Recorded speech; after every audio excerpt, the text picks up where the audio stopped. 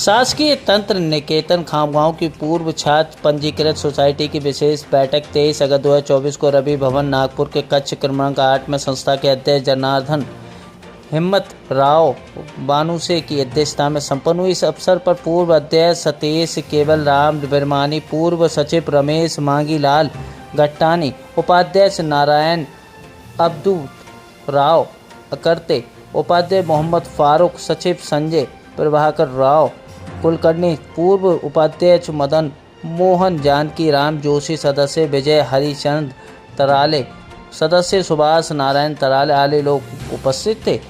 इस अवसर पर सर्वसम्मति से पूर्व सभा के ठराव को एक मत से पारित किया गया। इस अवसर अपने अध्यक्षीय भाषण में जनार्दन भानुसे ने सबसे पहले उपस्थित संस्था के सभी पदाधिकारी और सदस्यों का आभार व्यक्त किया। आज दिनांक 23 ऑगस्ट 2024 नागपूर येथे गव्हर्नमेंट पॉलिटेक्निक खामगाव या संस्थेच्या माजी विद्यार्थ्यांच्या संघटनेची बैठक पार पडली। सदर बैठकीमध्ये सर्व पदाधिकारी होते। नागपूरचे सर्व पदाधिकारी माझ्या विनंतीला मानून आले, सर्व पदाधिकाऱ्यांचे आभार मानतो। आजच्या बैठकीमध्ये खास करून संस्थेच्या जे सध्या शिक्षण घेणारे विद्यार्थी आहेत त्यांच्यासाठी काही चांगले निर्णय घेण्यात आले, ज्यामध्ये त्यांना साहित्य देणं असेल, त्यांना पुस्तकं होत असेल असे विषय निर्णय घेण्यात आले। हे अतिशय महत्त्वाची गोष्ट आहे। त्यानंतर साधारणतः 4 ते 5 वर्षापूर्वी या संघटनेची सुरुवात झाली आहे। आता कोणती संस्था नवीन प्रयोग सुरू होते त्याच्या तयारीसाठी एक आर्थिक पाठबळाची गरज असते।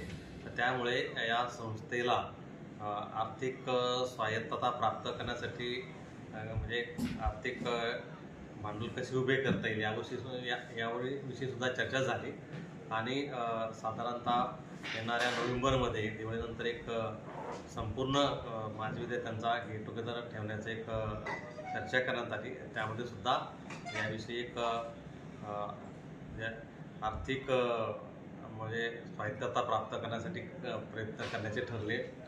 त्यानंतर असं आढळून आले की ही माजी विद्यार्थी संघटना स्थापन झाल्यानंतर गव्हर्नमेंट पॉलिटेक्निक खामगावच्या वेगवेगळ्या माजी विद्यार्थ्यांनी संपूर्ण महाराष्ट्रामध्ये अनेक प्रकारचे व्हॉट्सॲप ग्रुप तयार केले आहेत। एक चांगली गोष्ट आहे, परंतु या ग्रुपची वाढलेली संख्या आणि त्यामध्ये वाढलेल्या मेंबरची संख्या विचारात घेता त्यामध्ये ज्या पोस्ट केल्या जातात त्या पोस्टवर थोडे सर्वांनी विचारपूर्वक पोस्ट करणे आवश्यक आहे। कारण त्या सगळ्या व्हॉट्सॲप ग्रुपवर किंवा सोशल मीडियावर जे काय आपण पोस्ट करतो त्या IT ॲक्ट जो आहे त्यानं गव्हर्न होतात आणि म्हणून याविषयीसुद्धा आजच्या बैठकीमध्ये विचार करण्यात आला आणि या संस्थेच्या ज्या 4 अधिकृत व्हॉट्सॲप ग्रुप आहेत त्याच्या व्यतिरिक्त इतर जे ग्रुप आहेत त्यावर ज्या काही पोस्ट करण्यात येतात त्याविषयी संस्थेची किंवा या संस्थेतील पदाधिकाऱ्यांची कोणती कायदेशीर जबाबदारी राहणार नाही असा पण निर्णय घेण्यात आला। तशी त्याला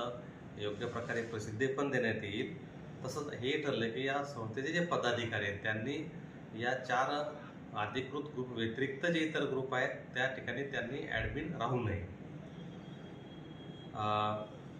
या ठिकाणी अशा प्रकारे ही सभा पार पडली। आलेल्या सर्व उपस्थितांचे पुन्हा एकदा मी आभार मानतो आणि या संस्थेच्या प्रगतीसाठी आजी माजी विद्यार्थ्यांच्या प्रगतीसाठी मी सर्वांना शुभेच्छा देतो। धन्यवाद।